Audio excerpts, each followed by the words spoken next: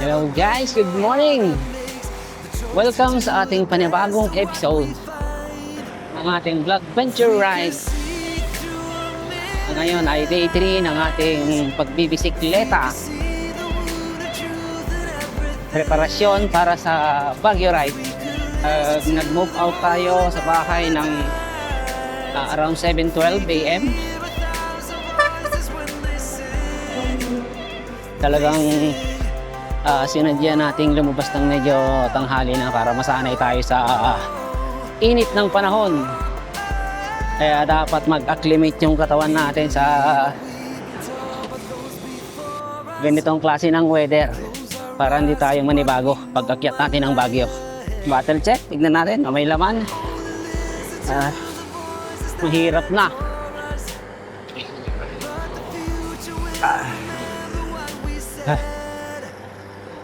Medyo petiks muna tayo ngayon at training natin guys ay dapat may progression, yung paunti-unti lang, paunti-unti yung level of difficulty. Bukas pag medyo sinipag, akyat tayo ng Kayapa. Ito yung ating day 3 ng ating pag-ensayo. Na warm up lang muna tayo ngayon. Medyo patag-patag pa. Although yung aakyatin lang natin is around mga 3 kilometers. Medyo sinadya ko rin talagang tanghali gumising kasi maraming nagbabike doon ng umaga. Malalakas yung mga biker sa Aritaw. Shower out sa inyo lahat dyan. Mga kapadyak na taga Aritaw. Mga Aritaw bikers. Ang mga biker dun sa Aritaw guys, kahit medyo oldies na, malalakas pa rin umahon sa baan.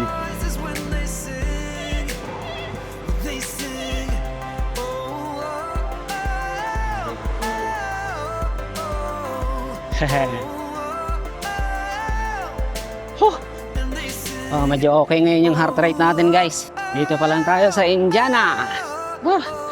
Technique guys para daw lumakas ulit tayo sa biking. Number 1, kailangan i-enjoy natin ang pagbabike guys. Dapat nag-enjoy daw tayo sa ginagawa natin.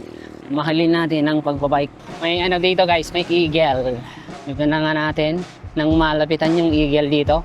Yo, yung eagle. Ito yung eagle guys.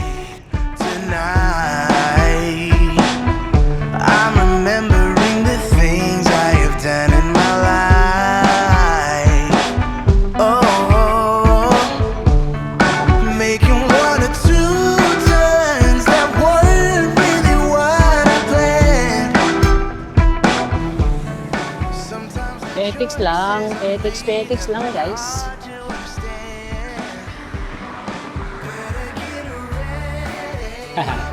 Gandang pag-ibig guys.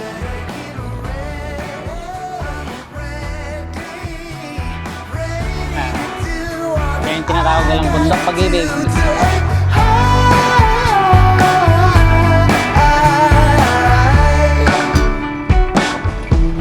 Oh, sayado. so I look at my reflection instead. Oh, I see all them dreams running round in my head. I sold my soul enough to dreams of someone else. Do you believe when I tell you the dream? Hey guys, punta siguro sila ng ng Dalton Pass. Ito na, time check 7:47, distance check 12.72 kilometers.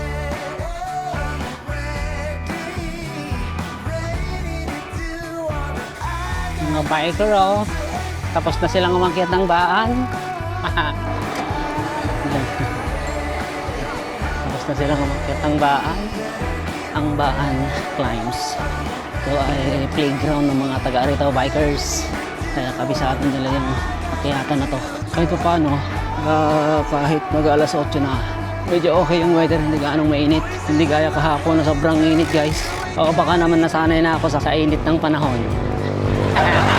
Patag pa lang to guys. Mamaya pa yung akyatan. Kailangan i-enjoy muna natin. Enjoy muna natin ang pagbabike. The improvement will follow. Ayan din ang bahay. Lapit na sa akyatan. Ito na yung simula ng akyatan. Yan na. 3 kilometers na akyat. Huwag natin pepersahin. May bike ride pa tayo bukas papuntang Kayapa. Tapos Thursday, Friday, rest day. Sabado, bike ulit para lumakas.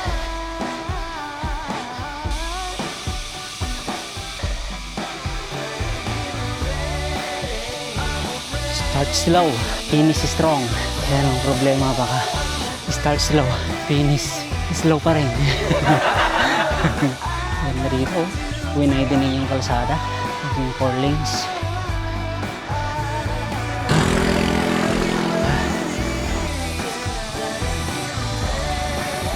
Yung dati ng araw, minamani-mani lang namin to eh. Pakita ko sa inyo guys.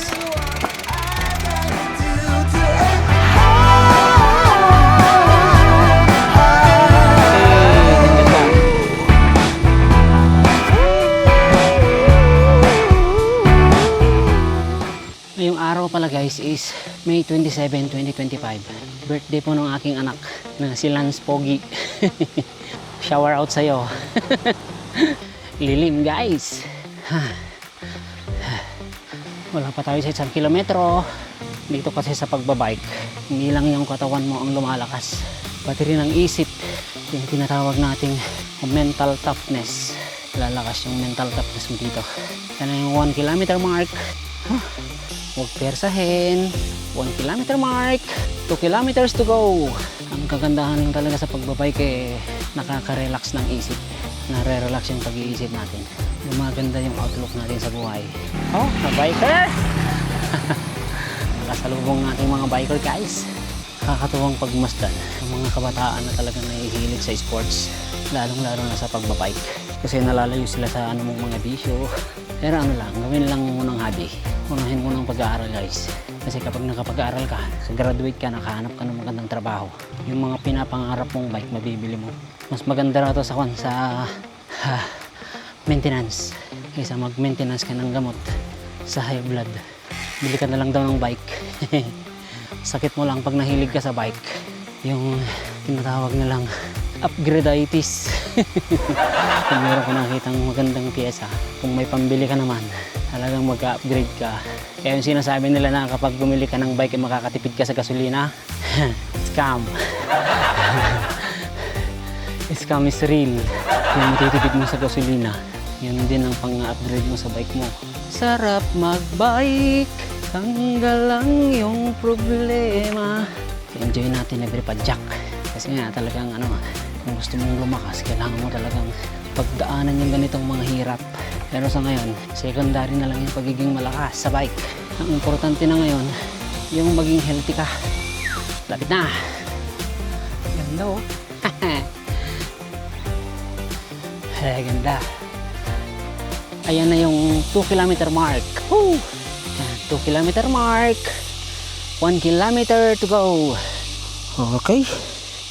1 kilometer na lang, tapos 3 kilometers na downhill hanggang dun sa may tulay. Kailangan masanay yung katawan natin sa ganitong klase ng weather condition guys. Counterflow tayo. Yan yung mga biker oh. Hey! Hey! Dito tayo sa lilim. Mga kanyo na senior citizen biker. Uy, medyo kumulimlim ang weather. Medyo kumanda yung weather oh. Isa kasi sa mga kalaban ng mga biker yan eh. Yung weather condition kapag masyadong mainit. Isa pa pag masyadong mahangin. Tapos next is elevation. Yung gradient ng kalsada. Kapag masyadong steep, parusa. Plus 1 kilometer. Lapit na guys. Ewan ko lang kung ako lang yung nakakapansin guys. Kapag nakabike ka, masarap sa pakiramdam. Pero pag ikaw nakasakay ka sa 4 wheels, tapos nakakakita ka ng mga nagbabike na nakabilad sa sobrang tirik ng araw, parang ikaw yung naaawa sa kanila. Pero sa katotohanan, kapag ikaw pala yung nagbabike, parang hindi mo ramdam yung init. Lalong-lalo lang kapag medyo maganda yung hangin. Enjoy din. Pero kapag ikaw naka 4 wheels ka, parang meron tayong mentality na iniisip natin na ano ba naman tong mga tao na to, ang init-init nagbabike. Pero pag tayo pala yung nasa kalagayan nila, iba yung excitement na dala nung pagbabike. Kaya lang sa edad natin, hindi na gaya ng dati na kailangan alam na natin yung mga limits natin, guys. Kasi hindi na tayo bumabata. So dapat ang unang taong nakakakilala sa kalagayan ng health mo. Know your limits, kung baga. Lagi kong tinuturo to sa klase ko dati. Your body is your own responsibility. Kaya ikaw ang nakakakilala sa health condition mo. Ikaw rin ang nakakakilala sa limit ng katawan mo. Kaya listen to your body. Pag hindi na kaya, magpahinga. Yun, imbis na magkaroon ka ng healthy body, mapasama pa yung ginagawa mong pag-exercise. Oh, lapit na. 3 kilometers lang to, pero kakaiba siya. 3 kilometer mark. Yan na. Dito na tayo. Pababa na dyan sa Pantigan.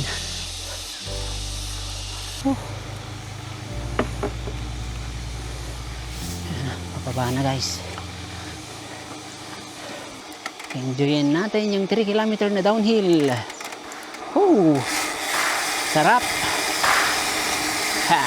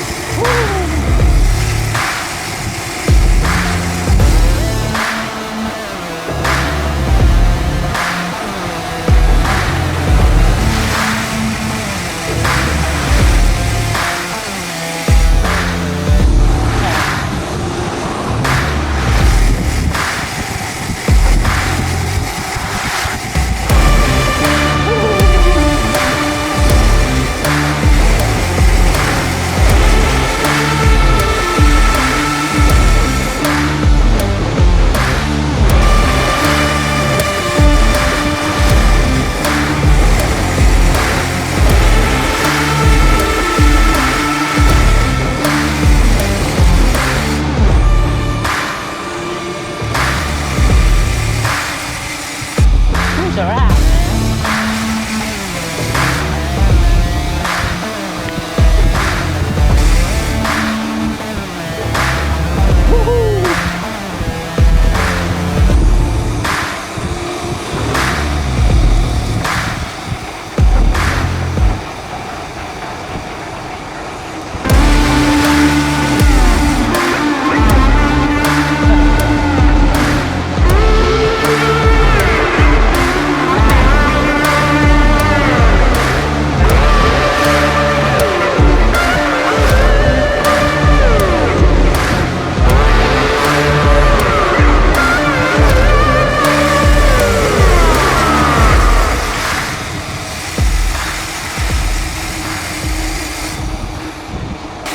Sarap. Enjoy.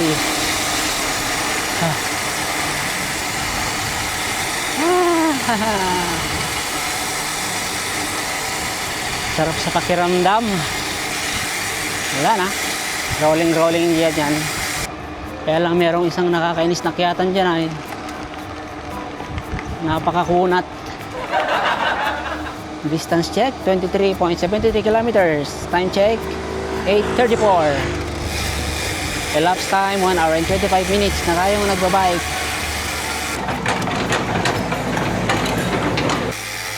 Pababa na guys. Kaya lang pagkatapos nito, ito yung sinasabi ko ng mga kunat na akyatan. Grabe.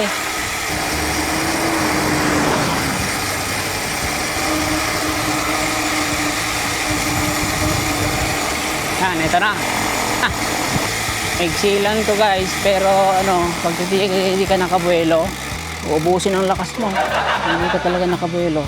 Kaya nito, hindi ko ginamit yung momentum ng downhill para kahit pa paano sana makaiwas ng konting pahirap. Kahit pa paano sana medyo mas madali na lang. Ayan, sige. Sagad na pala guys, sisipiso na talaga. I-enjoy natin every minute of the pain. Sige. Kasi kapag sumasakit pa yung mga muscle mo, tiisin mo lang daw. Kasi bukas makalawa, malakas ka na. Tapos tumataas din daw yung threshold natin sa pain. Yung pain tolerance natin guys. Halatadong wala pang ensayo guys. Oh, takbo ko lang 5.3. Yan, pababa na yan hanggang sa may tulay. Tapos, rolling na ulit. Hanggang dun sa Bambang. Baba na tayo guys. Enjoy!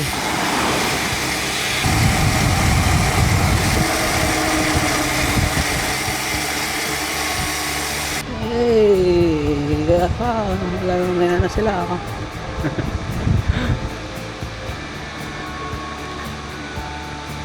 Ang ganda. Refreshing. Very rewarding guys. Ang ganda oh. Oo. Hey! Galing naman nun. Pagkitang gilas pa yung ibon ah. Ano tayo? Mag-turn right na tayo dito guys. Uwi na tayo. Bukas, ito naman ang babagay natin bukas. Yung paganyan. Dyan. Pero sa ngayon, dito muna tayo. Sa pang-ensayo eh. Wala pa tayong ensayo guys. Bukas, balikan natin yan. Okay? Halos dire-diretso rin pala yung mga physical fitness activities ko ay talagang ano din, desidido rin talaga magpapayat. Nung Saturday, nagbaan ako.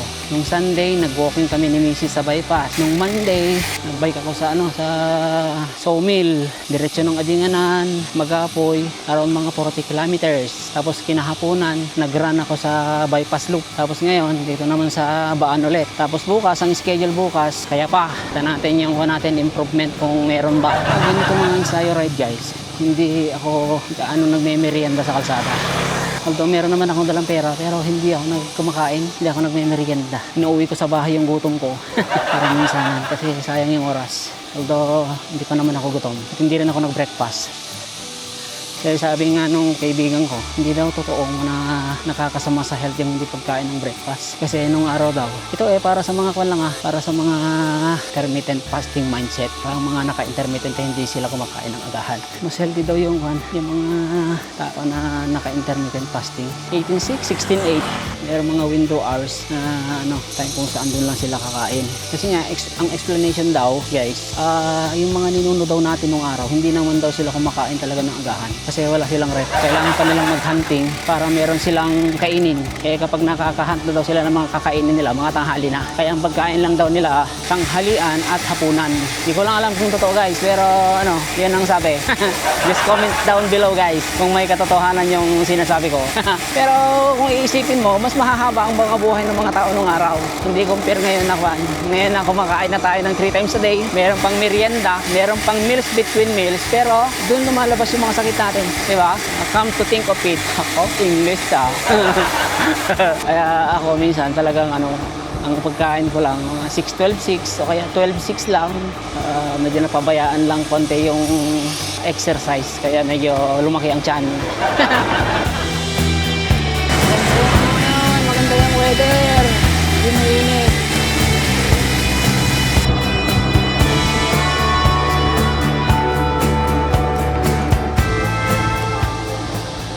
Distance check, 34.13 kilometers.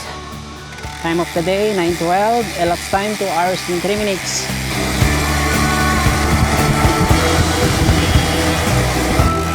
Hey!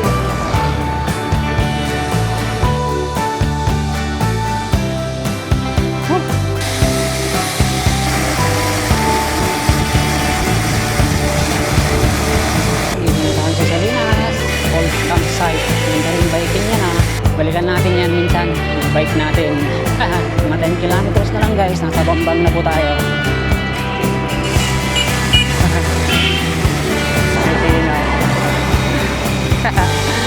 Yung kaibigan nating si Toby. Si Toby, let's shout out. Nakakatakot Hindi naman lang nila. Ay, malapit nang mahulog yung kahoy na yan guys Lapit na. Distance 40.27. Time check 9:29.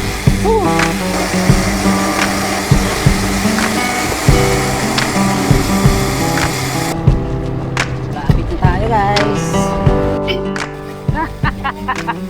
Baan sir? Daw kayo din. Wala si master Racing. So satisfying guys. Medyo magandang pakiramdam ko ngayon Ibig sabihin, medyo kumarga konti yung mga ensayo na natin.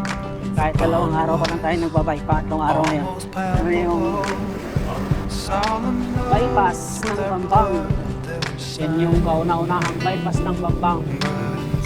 Distance check, 47.07 kilometers. Time check, 9:47. Elapsed time, 2 hours 38 minutes. Bukas, pag medyo maganda ang gising, kaya tayo ng Kayapa. Lalaman natin bukas. Kailangan medyo maaga kasi yun. Alas 5 para ano. Kung ganitong oras, pauwi na rin tayo sa spa.